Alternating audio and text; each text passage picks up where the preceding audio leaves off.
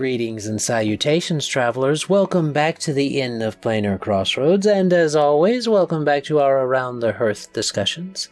This time, we are discussing comedic horror? Question mark? Exclamation point? Period? You know, whatever you want to say. But before we get into that, let's go ahead and get into announcements. I'll go first, and then we will do Avenue and then Skrat. So, I am Adam L. Spain with the Inn of Planar Crossroads. We hope you have been enjoying our different content we've been doing. We've been doing our lives Monday at 11. So it's Mondays live at 11 is where we're doing our... been doing some art a little bit, I believe. And then I'm recording this before, some of them have happened, so I'm assuming we've been doing some art, and I'm pretty sure we'll be doing some other things other than just art, but that will depend. So you guys can let me know if you want to see something specific created on our Mondays Live at 11. I think we should be, based upon our growth, we should be at 12 pretty soon. By the time this goes out, we're at 1178 or something like that. So maybe we'll get to 12 soon. We'll see. I think that's what I've got. Oh, do support us on Patreon, subscribe to our locals, or direct contact. Either any of those. Get access to our Discord, access to our Discord, and then your name added to our list of supporters that we put on our bloopers and on our magical mishaps and on our starting soon page, our starting soon animation for our lives. So there you go. All right. What you got? Dan from Avenue Studios. My wife had to go to bed, so I'm left with her mic. But you can catch us on Rumble, YouTube, and anywhere you listen to podcasts. During this theme collaboration with the Interplanar Crossroads, we usually forge a game and then play it on Thursday, 7 p.m. Eastern. For December, we have done 2 actual plays, one run by Alex at the beginning of this month that you're watching this in, with our patrons, and then we should, I think, have already done the Sagas game, depending on when this comes out, but if not, it'll be coming up. Sagas from OKSDMs. Check out his Kickstarter when it launches. Give it a follow. It's a really cool system. Rules light, and he's running us through a horror game for Dark December with DM Tales, Tyler from MinMax Podcast, and Adam from the Interplanar Crossroads. So, for us in the past, I'm really looking forward to both those games. And Wednesday, 6:30 p.m. Eastern for AfterQuest, and then, as I've been saying, starting with this new year, starting with March, because Adam knows when the actual new year should begin. In March, we'll be doing some new shows. We're going to kind of play test some stuff. So we'd love to have you hop over there, check out our live streams on Rumble. They're uploaded to YouTube later, but we'd love to get feedback from the audience and you lovely people out there on the internet on these new shows to see if they're worth continuing and if you find them entertaining. So hope to see you there. All right. That's us. Can't help but notice I wasn't invited, but that's fine. I'll get you on the next one. I get Skrat, and I would love to have Levi come play, maybe if you wanted. Get everybody. Anyway, Skrat here from Squirrel Plays over on YouTube, only YouTube. Still trying to figure out what to do over there. Let's see, for the most part, I'm doing a video essay style. I don't think I have said that right one time tonight, but we talk about the mechanics. Yeah, we talk about the mechanics of storytelling, such as character building and world building, but I also dive a lot into the mechanics of TTRPGs, both in the storytelling sense as well as the actual gameplay mechanics. And I have also lately been trying to dive more and more into smaller rules light TTRPGs, and because I'm still a little green around the gills for this whole thing, trying to figure it all out. So that's it. That's all I got. All right. Well, that is enough. So check these dudes out. And also, speaking of checking out other channels, why don't you check out, or this is a segue to Levi's Spotlight. Why don't you check out Wiz and Pip Adventures on YouTube? They explore RPGs with Wiz and Pip, is what they're calling it, and games, lore, and GM guides for different things. And I watched their Shadowfells one. It's pretty good. Pretty good. Especially for being as quick as they are. They allow a lot of information to be packed in there. And they're also consumable at that size. So there you go. And that's where they are at 93 subs right now. We're trying to get them up to 200. That's what I'm saying. So tell them we sent you over there. Tell Wiz and Pip, leave a comment, say the IoPC sent us over, or the Planar Crossroads sent us over. So there you go. All right. And that is what we've got for our Levi's Spotlight, which means we are done with our announcements. We are done with Levi's Spotlight, so it's time to grab your preferred beverage. Come pull up a chair around the hearth and warm yourself by the fire on this cold December night as we discuss comedic horror. Skål. Oh.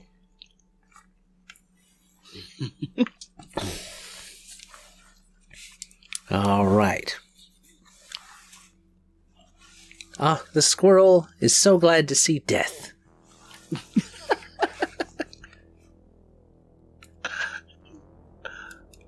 I love that so much. It was either that one or the one I sent earlier in the chat. Oh, that one is good too. Yeah. I just love how I can't decide what the story is. I feel like the spooky guy's happy to see him too. Yeah. Just a couple of buds. Yeah. He looks a lot happier than the other guy that was coming to meet him. Yeah, but that was one happy squirrel in that picture. Yeah. All right. So let's start off with some points like we usually do. This one, we've been talking about some pretty spooky stuff. So this one is a bit more of a palate cleanser. And to help us kind of ease into January, which is going to be kind of slice of life type of discussion point in January. So slice of life games. So this is easing into that a little bit by doing some comedic horror discussion. So I've got things written down here.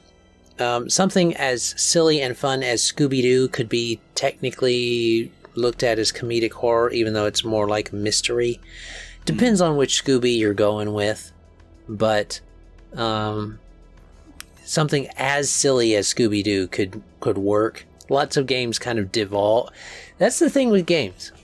Okay, when you're playing with your friends, you can start off King Arthur, and it's going to actually end up being Monty Python. Monty Python. Yep. So, you can try.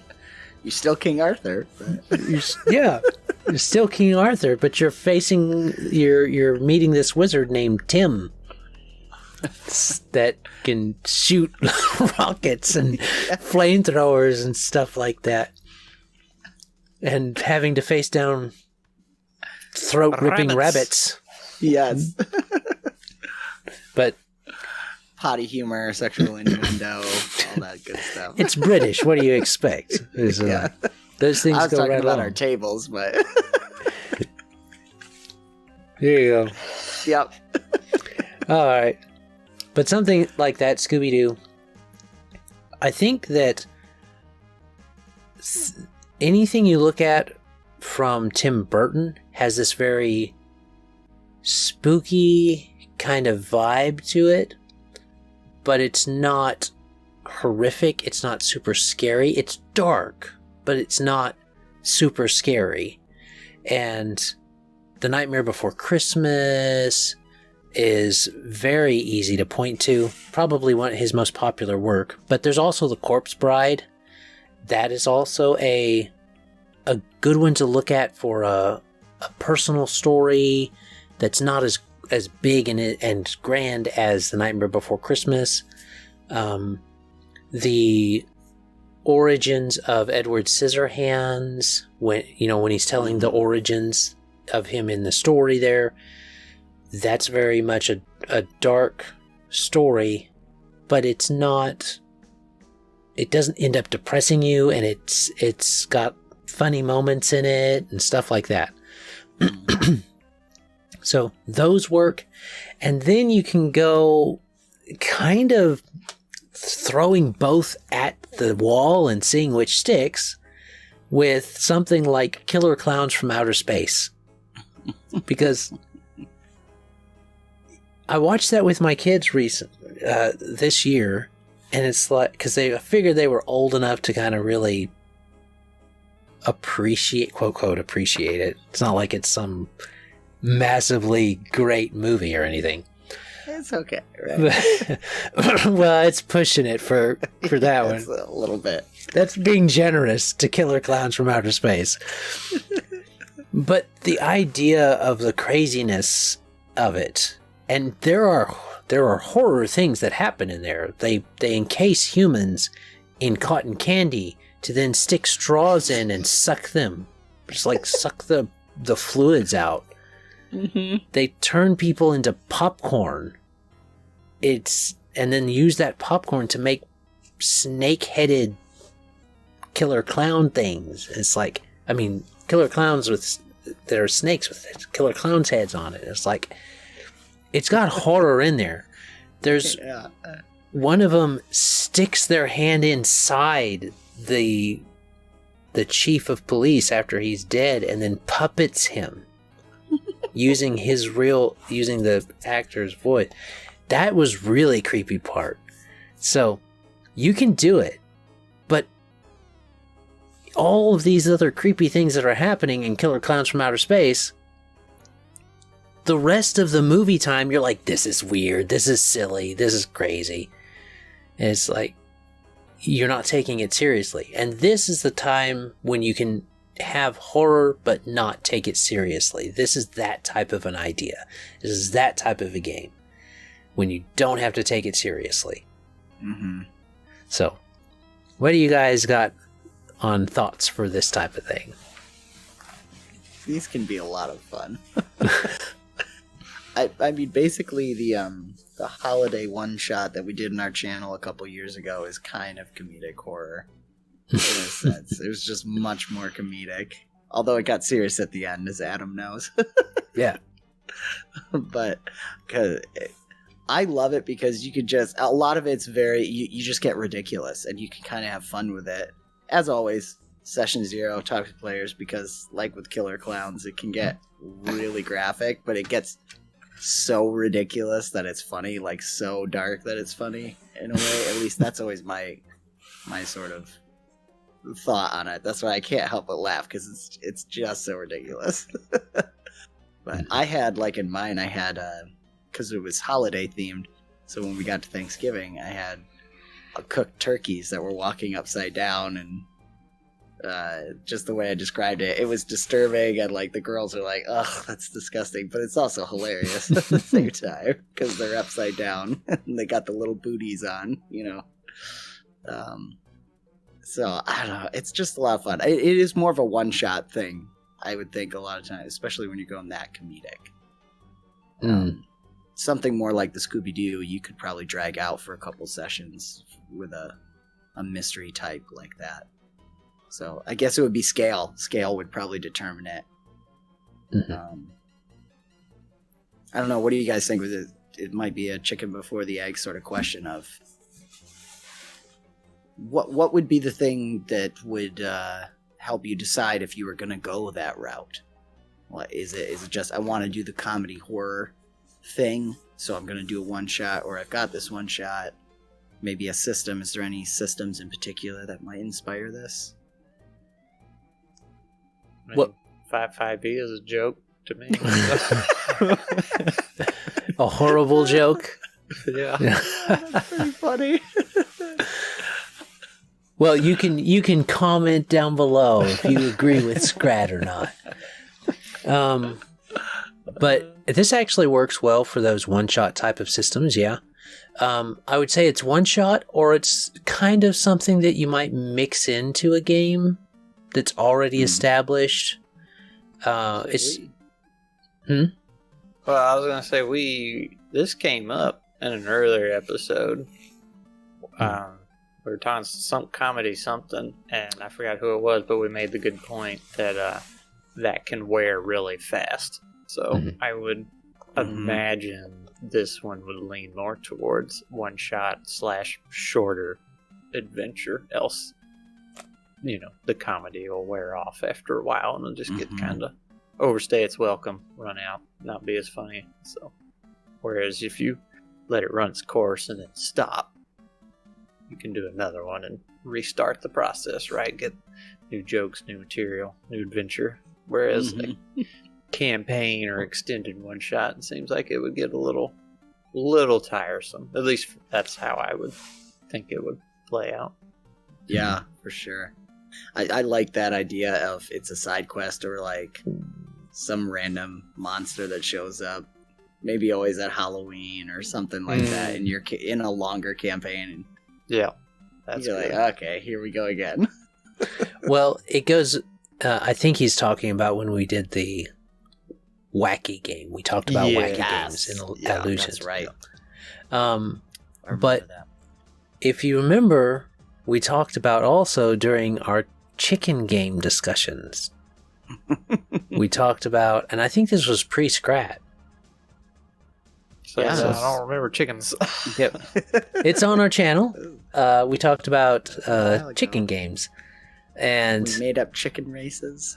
Yep, we each made up chicken races for different systems. As in, like, chicken folk, not like chickens racing. That was the whole thing. That was a joke, too, yep. But as far as how this fits into the comedic horror idea, one of the things that was brought up was the idea of maybe these chickens are trying to protect themselves and their colonies. It's like literal chickens, but they're intelligent. And they get stupider as they get older, so the eggs actually rule them and stuff. Yes. And so there's that, but there's also the Ducklich. And the Ducklich raises undead to fight against the chicken, the chicken colony and stuff like that. So the joke of it was this Ducklich and these chickens are taking this really seriously, and this Ducklich is raising dead to attack the chickens. And of course it's like animal undead, it's not like human undead. So like dead chickens or dead ducks or stuff like that, and assaulting them and all that stuff. And then the players just kind of happen upon this, and this is undead, it's horrible. The undead is evil and stuff like that. And these chickens aren't exactly good either, because they're like hive-minded with these eggs that rule them type of thing. But your players just kind of happen upon this, and it's like, what's we supposed to do with this information now? That there's a literal Ducklich. And a duck. Not a big duck folk, not like the mallard people in Dragonbane. Just a duck. And just some chickens.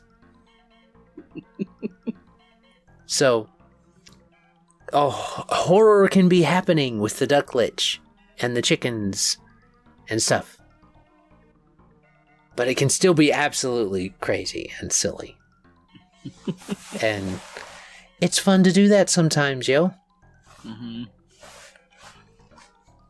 Yeah, we got in my group, there's a guy, he's a very silly individual. I just said, I feel like these are better off as a one shot, but I'm pretty sure he could very happily go through an entire campaign. Just back to back nonsense. As long as the nonsense was fresh, I guess he'd be fine. Could be stale. I think he'd be fine too. Still enjoy it. If you tell the joke enough times, it gets funny again. He was the one that got the book I told you about that was writing itself.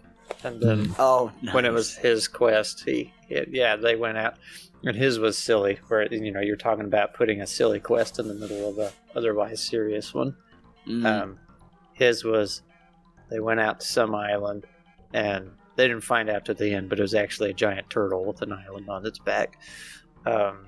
Had to go through the woods, to some magical forest, find Excalibur, pull it out of a stone, go into a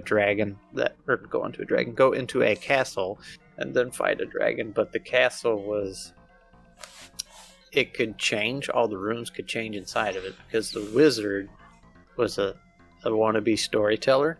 So he made this magic castle that could change rooms and send people on adventures and stuff. So they had to go through all that song and dance and fight the dragon that took over it. And then they found out the book was the wizard, and he accidentally turned himself into the book trying to fight the wizard. So he's been stuck as a book for, 500 years or something stupid. But he sucked at writing, was the thing. And nobody wanted to read his book. So when he was just tagging along with the party, he was like, oh, this is great stuff. He was writing it down. At the end, they had, for big long reasons revolving around the entire story, they had to kill the book because he had some magic that he wasn't supposed to. And he wanted to go out in a good story. So that's when that very silly quest all of a sudden got just whiplash serious, and that player had to make some serious decisions. He couldn't joke anymore. He was just like, I don't want to do this. The funny character always ends up being the one that makes everyone cry. Yeah, an on joke. I will say, regardless of your setting or whatever, your type of story you're telling, there's usually the comic relief character, and when they die, that is the absolute worst. Just when everything can get flipped upside down, when you can turn a comedy all of a sudden into a serious story or a very sad one. So, wait a minute, I thought I was watching something else. I was just laughing over here a minute ago, man, and now it's like breaking down, dude. This is bullcrap. Yes. Oh my goodness. That's exactly what happened with that holiday game for us, too. Same thing. Yep, Cheeks the boy. Cheeks the boy. Naked baby with a wizard hat on, doing his thing. It's always the funny character. Yeah, I love this. I just have so much fun with it. Let's see, how can they relate to each other? Well, comedy and horror are both about timing. Timing and mood. So you can... This is why a lot of people hate jump scares. Because they're just in your face. And they don't scare you, they surprise you, and then you feel that surprise, and it feels, if you're not used to making the distinguishing understanding of it, you feel scared, but you're actually feeling surprised.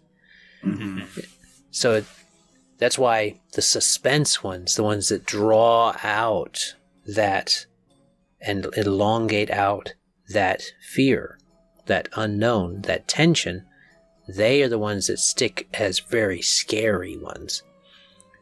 And in a similar way, comedy can be a lot like that with its timing.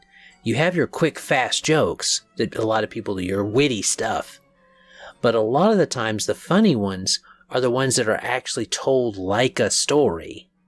And you remember the story and you laugh all through the story because you know funny stuff is happening and going along with it and working together for the big end punchline, and the little bitty punchlines are leading to that big end punchline. So it's one of the reasons that they pair so well together in cinema. You see them a lot in cinema with the, I don't know, think what you want of the Scary Movie series. Scary Movie, I was it's gonna like, say, yeah. People watched right it. on the nose. Yeah. I mean, it's all in the name there. But people watch that, and parodies in general of spooky things tend to be laughed at a lot by people because everybody knows what it's like to be afraid, and everybody knows what it's like to think something's funny. So they just go together well. They're easy to relate to in that sense. Mm-hmm. So it's probably easier to do funny horror than it is to do something like, well, it's definitely easier to do funny horror than it is to do cosmic horror. And it's easier to do funny horror than it is to do something serious like a suspenseful horror, something that lasts several sessions and has build up and stuff like that. So it's a good way to get your feet wet. Yeah, that's a really good point on they do have a lot of similarities too. I can't remember who I was watching. Someone was talking about film though, and it's kind of easy to throw together a basic comedy film or a basic horror film. Like they're some of the cheapest to make, but they're probably the hardest to make a masterpiece comedy film or a masterpiece horror. Something that actually stands the test of time. Mm-hmm. So they do share a lot of similarities there. Either one of you seen Space Invaders, old 90s movie? Yes. Well, are you talking about Space Invaders or Mars Invades? Spaced Invaders with a D on the end of space. Spaced Invaders? I have not seen that one. So, you know the whole, the real life story when they played War of the Worlds on the radio and everybody thought the world was under attack. So in this one, these dumb aliens get separated from their fleet, and there's this hodunk town that plays that broadcast every Halloween. So they pick that up and they're like, oh, all the boys are down here planet raiding it, so let's go join the party. And they crash land on Earth, and everybody thinks, because they're these little short green aliens and it's Halloween, everybody thinks they're kid in Halloween costumes. So clat. Oh, I remember seeing that. 1990. I just and catching pieces of it. Seeing that picture and catching pieces of it. Oh, that's what it looks like, people. Yeah, when I was little, we watched that a lot. That was a good one. Man, I remember. I think I got to add that to the movie list. I probably haven't seen it since the 90s. Yeah. Yeah. Prepare to die, you scum. Aren't you just so cute? Yeah. Basically, that's what one does. This lady tries to pinch his cheeks, and he's like, ah! Yeah. I hadn't thought about that in a long time. Since the 90s. Yep. So for what? Almost 30 years ago? Shh. Don't say it, man. Which actually that movie's more than 30 years old. 90? Yeah. 33. Yep. 34. There's so much fun. There's so much you can pull from for this. I think it's a great Halloween one-shot sort of thing to do, and using a setting like Space Invaders, where it's like this pass to have whatever happening. Mm-hmm. It could just be so much fun. Yeah, you got Space Invaders, you got Mars Attacks, you got where the opera singing is what blows their brains. So silly. I love that. We should do that and have Katie. Katie's someone in our group that is an actual opera singer. We should have her come in and do that. Tucker and Dale versus Evil. There's another one. Oh, yeah. That's right. That came out recently. I was just thinking about that one. That's a good... Oh, and like Shaun of the Dead, too. Mm-hmm. You could do heroic style horror with this. Just let them go ham against monsters and zombies. And... Oh, man. Yep. I think Tucker and Dale versus Evil is actually a really good one to look at for the cabin in the woods one.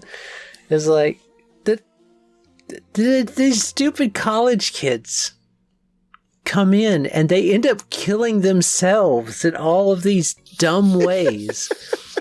You've had a doozy of a day, officer. It's great. Yeah. And see, I like that it doesn't paint the ho-dunk hillbillies like me in bad lights all the time, you know?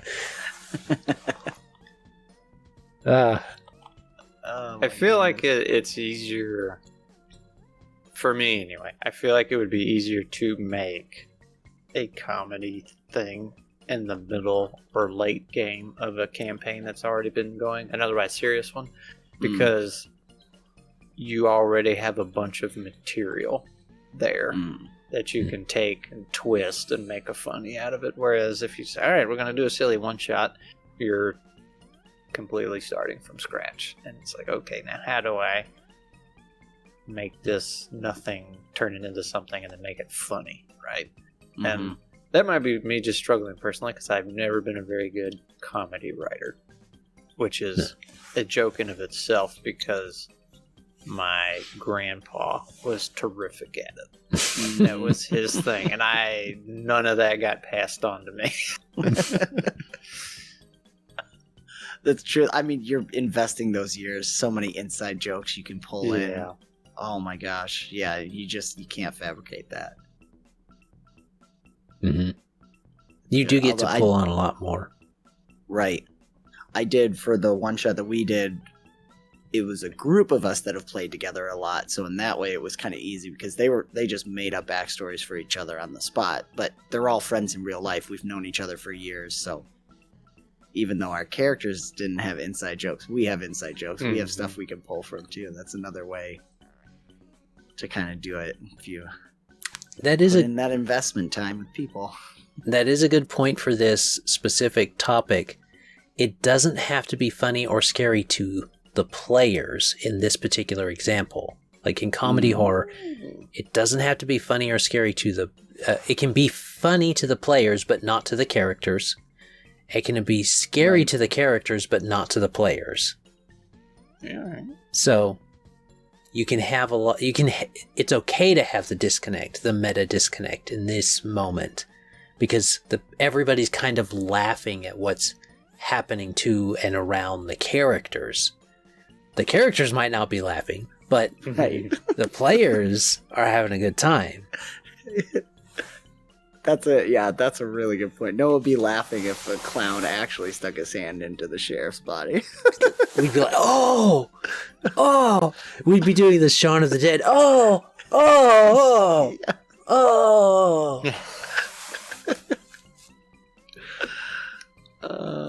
All right, gents. That's great. Time for final thoughts. We're rolling the dice? Yeah, let's do it. All right, well, there's only 3 of us.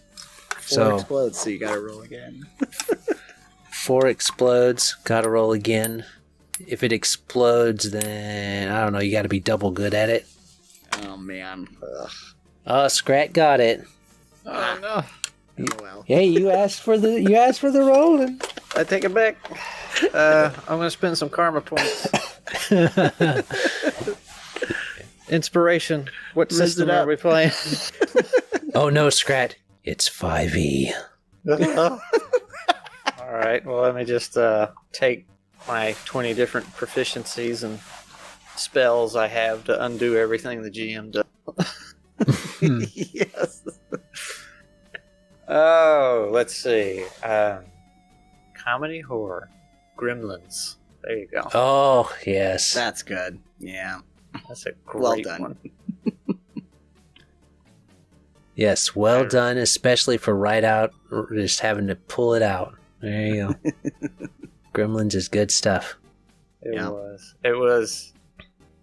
Yeah, like by all means, it should have been spooky and scary and horrifying, but it was so dumb at the same time.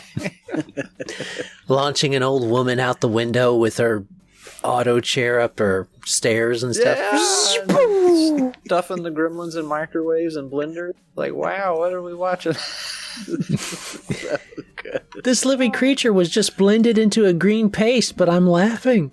Yeah, what's wrong with it? But really,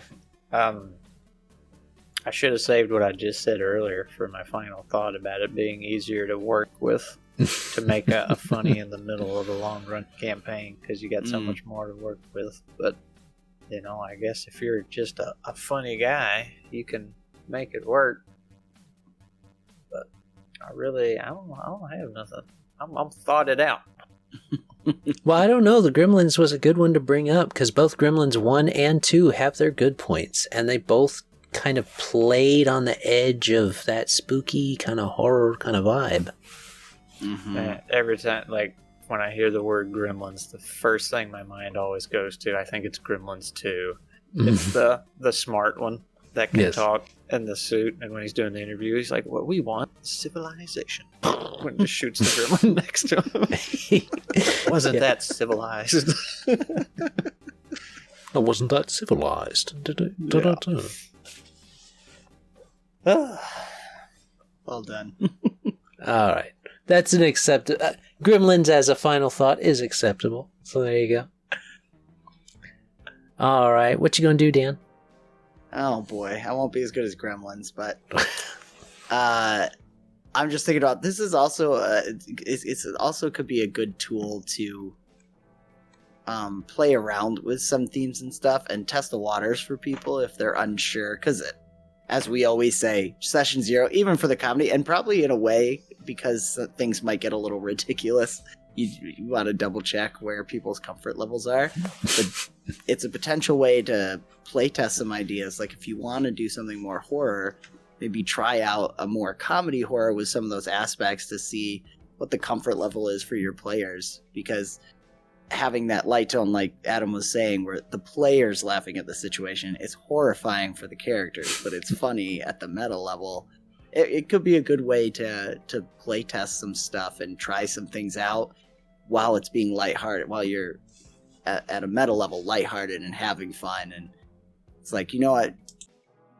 You were able to handle it here. Are you guys okay if we try to transition into something a little more serious now with that? I don't know. I think it could be a really fun way to play test some ideas, or play test some systems too, and just see how deadly a system is. If you're worried about it, do a comedy horror, see what happens. Yeah, yeah. Just throw in some vampiric flying squirrels, and you'll be fine. Yes. So, because they're always going after your nuts. Yeah. Truly horrifying. Only the women are safe. Yeah. They're actually hunting down the guys. Oh my goodness. All right. That's funny. Sorry. That's okay. So I guess that brings it back to me for final thought. What I thought of when I was thinking about this, and the reason I thought of Scooby-Doo, was because Scooby-Doo had always been mainly about the mystery. I hadn't really been exposed to a lot of Scooby-Doo. I mean, there was Scooby-Doo and Shaggy 2, which had like Vincent Price in it, and it was Red Shirt Shaggy who had they had actual magic and stuff happening. But I never really watched that one much. Most of the exposure I had was the regular Scooby-Doos. And then, in the 2000s, early 2000s, I think, it might have been in the 90s, you had Scooby-Doo and Zombie Island. And it brought in real zombies, real magic, for the first time for me. And it was like, but it's supposed to be mystery, and I didn't really like it then. I don't necessarily like it now that it has real magic. I like the mystery from the Mystery Machine and the Mystery Inc. But that to the side, that one itself is not that bad of an example of a group that's usually somewhat serious. Like Scooby-Doo's not necessarily serious, but an investigation group or something like that actually deals with real spooky thing, that deals with spooky things that turn out to not be real. coming face to face with things that are. And bumping into that. And there's still being comedy there, but they're bumping into real horror and real things. So that's not a bad one to maybe glance at. I don't know if I'd recommend watching it full on. It's one of the better Scooby-Doo movies if you have kids and want to watch Scooby-Doo movies. It is one of the better ones because they did actually write a cohesive story for it. So, but not as good as Gremlins like Skrat brought up. He kind of trumped us off on that one. Yeah. He thought he wasn't going to do a good final thought, and then he got the best one. There you go. I got to make up for that last episode. Just came in with the wrong equipment. Well, he talked about his players not reading handouts. It was in the description for this particular chat. I read the description. I just took it the wrong way. All right. I love it. Well. Awesome. I think that has been our final thoughts. We're definitely on time for this one, I think. So, we hope you've enjoyed. We hope you have enjoyed this 2023. This is the last episode of something aside from a magical mishaps, maybe. That's coming out this year. Woohoo! So, 2023 has been pretty good for the channel. We hope it's been good for you too. We'll see you in 2024. But as always, have a great day. God bless and enjoy. Bye. Bye. Bye.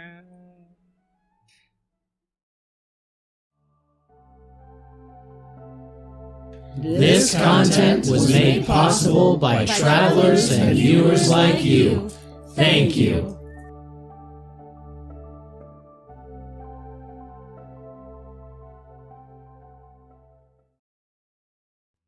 You want to just turn LM mic down? LM. Okay. Thanks. Number Yeah. one. Okay. One. Scooch over. Number one. Number one. One. Oh, now we got the false Hydra. Got. Yeah, just turn down the slider and the gain. Just to be safe. Thank you. Mwah. All right, we're on our last one, gents. She ducked out on comedic horror. Oh well. No, unbelievable. She didn't want none of that fun stuff. Yeah. Just wanted dark and gruesome. Yep. Yeah. She is a Viking, so. All right. This is supposed to be a palate cleanser, so I have fewer notes for this one because I figured it's supposed to be more fun. Sounds good. All right. Okay, you guys ready? Yes, sir.